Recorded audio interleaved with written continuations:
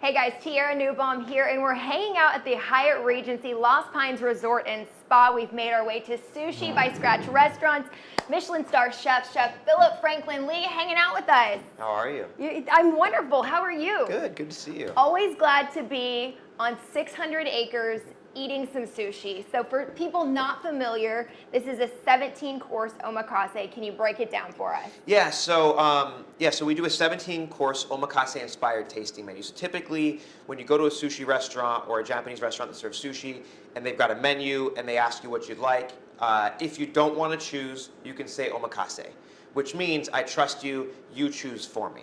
We don't quite do that because we don't have an actual menu. Instead, we do a tasting menu inspired by you letting the chef choose. And so behind us here you see there's 16 different slats of wood, each slat of wood depicting a different protein.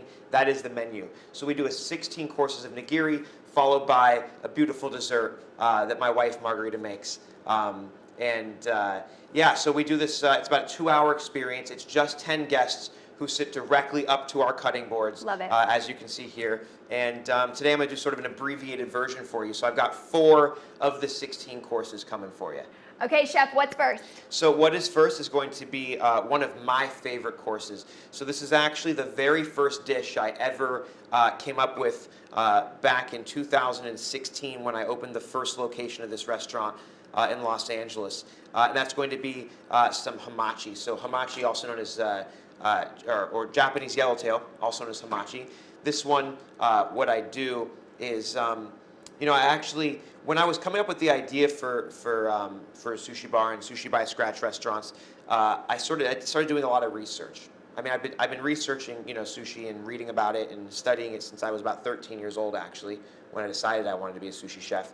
But what I decided to do is I found out that traditionally the way that each sort of sushi bar in Japan would sort of differentiate itself was not just by who had the best fish. Mm-hmm. Everybody tried to get the best fish. It wasn't who had the best rice. Everyone tried to make the best rice. And so, at a certain level, you're sort of splitting hairs and it becomes very subjective. But what objectively made each omakase restaurant sort of stand out was that each chef would sort of tell the story of their childhood, where they grew up in the flavors and the presentation. And so I got really inspired by that. And so this one I think most represents me. And so what this is, as I said, some Japanese yellowtail, also known as hamachi. This one has been painted yellow with a sweet corn pudding. So growing up in Los Angeles, a lot of grilled corn on the cob in the summer. I then top it with some breadcrumbs from all the leftover sourdough from our sister restaurant Pasta Bar down on East 6th. And, but growing up, I was eating a lot of Nancy Silverton's La Brea Bakery sourdough. And then I finish it with soy sauce and wasabi, which again, flavors of my childhood. So this here is sort of, me growing up in LA on a bite. Unbelievable, chef. And you mentioned you knew you wanted to be a sushi chef from a young age. How did that idea even come to mind? Yeah, so, I grew up in the San Fernando Valley of Los Angeles, and, we have the second highest concentration of sushi bars per capita in the world. So growing up in LA, from Universal City to Calabasas along Ventura Boulevard, there are more sushi bars than there are banks. Wow. There are more sushi bars than there are Starbucks. In fact, there's more sushi bars than there are coffee shops and banks combined. No way! Yeah, so wow. Growing up in the early 90s, I fell in love with sushi. I was 13 when I decided when I grow up I want to be a sushi chef.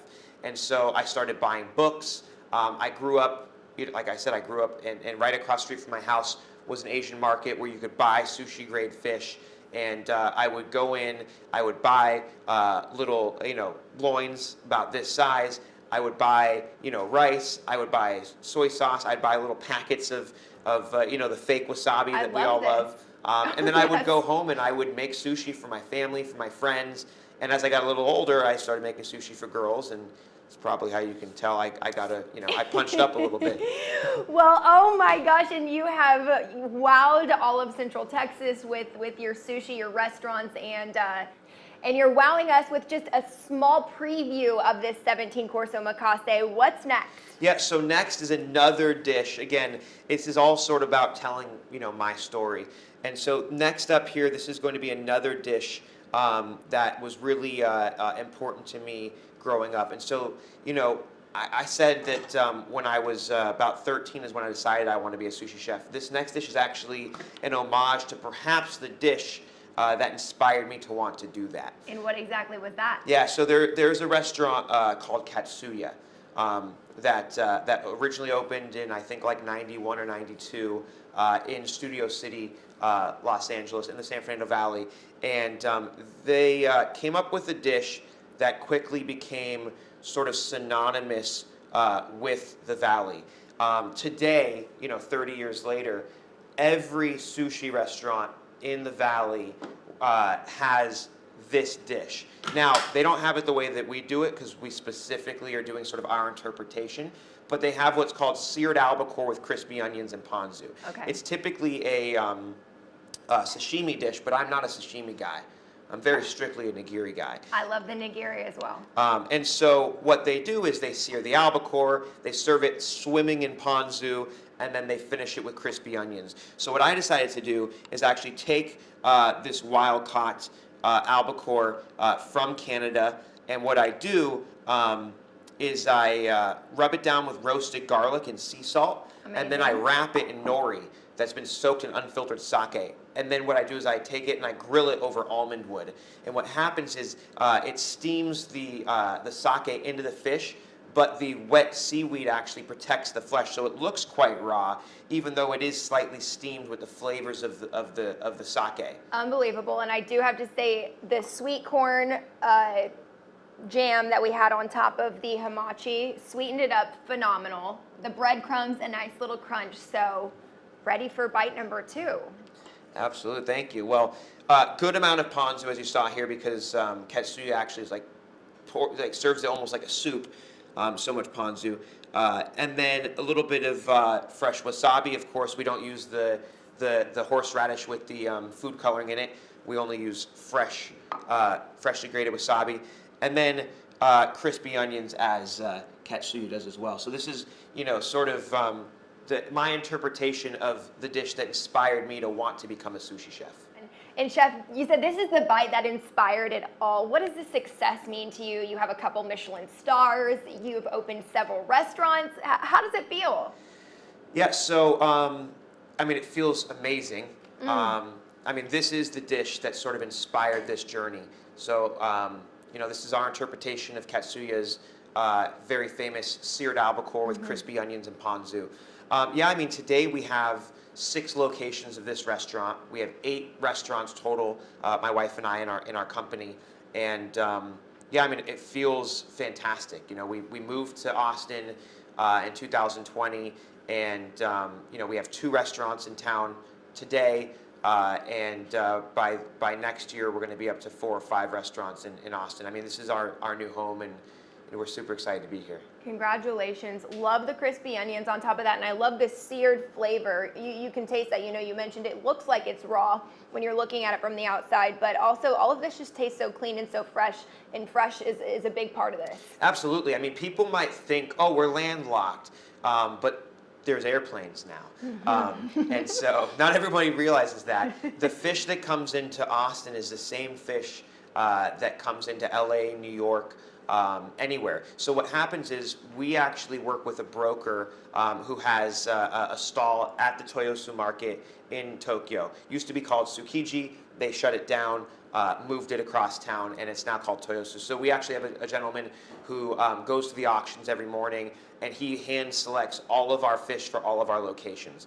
And what happens is all the fish that comes to the States gets flown in on Tuesdays and Thursdays to LAX. So if you're in New York, you're getting fish that's delivered to LAX. So it has to get on a connecting flight. And as we all know, Austin is halfway to New York. So we're actually getting the fish to Austin faster than it's getting to New York. All right, Chef. Well, I wish we had time for all 17 courses, but we've still got a few more to go. Bite number 3, what do we have? Yeah, so what we do is we actually bring in the entire side of bluefin tuna. So about 250 pounds. It's a about as my wingspan, and we break it into several sections. So you'll see we actually have tessin, which is the tail. We have toro, which we're going to have next, and then akame. So spread throughout the menu, we touch on the same bluefin three separate times. So I have picked out the best part of the fish for you. This is the otoro, the underside of the belly, the fattiest part of the fish. And so this one here, one of my favorites. This one here, I'm going to do very simply for you today. Typically, I do it. We do it in several different fashions. Sometimes I do it with pineapple. Sometimes I do it with a little bit of lemon. Today, I'm going to do this one very simply for you. Just a little bit of homemade soy sauce, freshly grated wasabi roots, and some sea salt that we import from Bali. I'm obsessed with the fresh wasabi. Okay, we've got to talk about this. You and your wife, Margarita, just had your first baby girl. You're a new dad. You're nonstop traveling the country, opening new restaurants. How's it all going? How's dad life? Dad life is amazing. Our daughter now is 5 months old, and I couldn't be more in love. I was just in Seattle opening our new location there, and I literally flew home a week early because I missed her so much. Oh. And it's funny, I actually, for some reason, I was just sitting there one night in my little apartment, and I just missed her, and I was like, you know what, I've got to go home. The next day I flew home, and as I was putting her to sleep, she got her first tooth. Oh, my And so I don't know if it was intuition or what it was, but at peace with dad at home. Yeah, it is really, truly the most incredible thing. For somebody not familiar, where are your other restaurants? Yeah, so we have 3 locations of this concept in California. We have one in Montecito that we're in the Michelin-star. We have 2 in Los Angeles. We also have another concept in Los Angeles called Pasta Bar, which also earned a Michelin-star that we also brought to Austin. So now you can get, taste of Pasta Bar here in Austin on East 6th. And we also, obviously, we're here in Cedar Creek. For Sushi by Scratch restaurants, we also have a location in Miami that was recently opened, as well as Seattle. So in the last 6 months, I've had a baby girl, and I've opened 4 restaurants in 3 different states. So I'm very, very happy to be back home here in Austin. And you're not even stopping there. You've got more plans to open more restaurants. I'm going to dig into the Toro here. Can you tell us about what's next? Yeah, so just in time for ACL, we're going to be opening NADC Burger. So my good friend, professional skateboarder Neen Williams, and I, we collaborated on making like the ultimate sort of like backyard dad burger. He just had his first kid as well. So the ultimate backyard dad burger. I love it. Yeah, so I mean, we're both new dads. We've been working on the dad burger, and we partnered with our friends over at Idle Hands, and we're going to be doing our burger out of the back of their bar. That's going to be opening right around ACL, so anyone who's downtown, you'll be able to get the burger in the back of Idle Hands. We also are opening downtown, right by the Driscoll, on 6th, a steakhouse.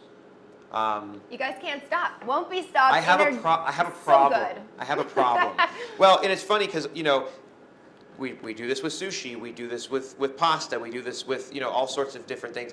And so since we've been in Austin, I keep getting asked, when are you going to open a steak version of this? When are you going to? And I think after like a year and a half of hearing that, I was like, okay, I'll do it. I have an idea. We should open a steak version of this. So we're bringing a steakhouse downtown next year. Well, we can't wait to try it. Toro, that just melts in your mouth, but we still have one more bite for our condensed little omakase happening that we've got going on here. What's last? So what is, I did save the best for last. Oh. This is It gets better? It gets better.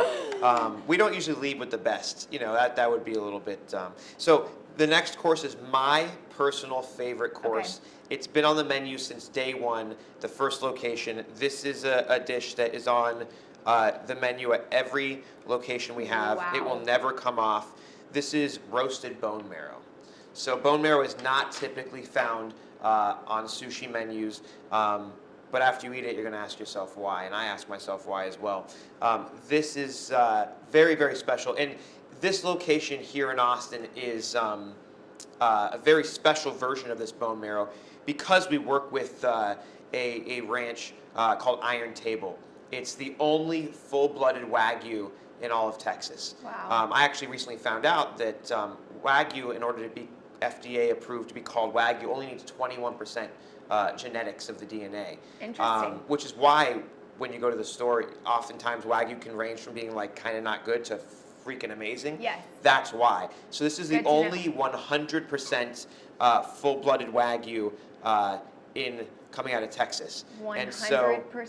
full-blooded Wagyu. So they actually provide to us their ribeyes, which are on the full menu, and they also provide to us the bone marrow. So when you come to the restaurant, you actually get 2 courses in a row. You get the ribeye off of that full-blooded Wagyu, and that we follow that up with the bone marrow from the same cow. And then we get your favorite bite. Okay, My favorite when people bite. come in, how many seatings do you have? It's not even just a dinner, it is a full-on experience. Yeah, so we do 3 seatings a night.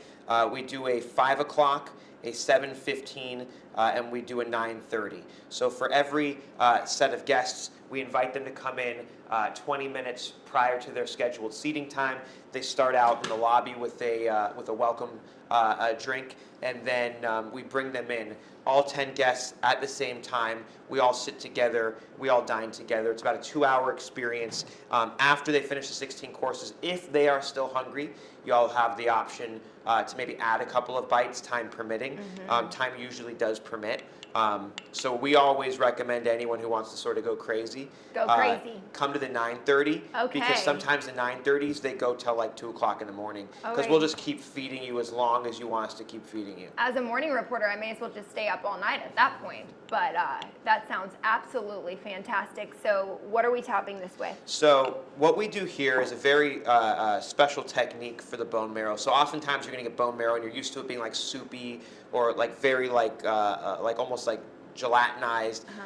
So what we actually do is we roast the bone marrow and then I let it cool back down in the bone to recoagulate in its own fat. So it's not going to have the texture of that sort of runny, sort of like greasy, soupy bone marrow that you may be used to. And instead, it's going to have the texture almost like that of like roasted foie gras or almost room temperature Wow. butter. Then I just do this very simply. Soy sauce, wasabi, and sea salt. And this here is my favorite course. Wow, 100% Wagyu. Would you look at that? Melt in your mouth. Unbelievable. Starstruck. I see why that bite is never leaving the menu. Could eat that all day. What a breakfast. What a delight to chat with you, Chef. How can people follow along with what you're up to? Yeah, I mean, you can follow me on Instagram, Phillip Frankland Lee. I kind of post everything from all the restaurants. You can follow at Sushi by Scratch Restaurants for everything sushi that we do. You could follow Pasta Bar LA or Pasta Bar Encino. We have at NADC Burger for our new burger spot. Excited for the dad burgers for sure. Dad burgers are good. That's how you get the dad bod. And then I don't have a name for the steakhouse yet, but follow along with me, and when I figure that out, that's where we'll probably announce it. So fun. Congratulations, Chef. Thanks for hanging with us. Absolutely. Thanks for coming.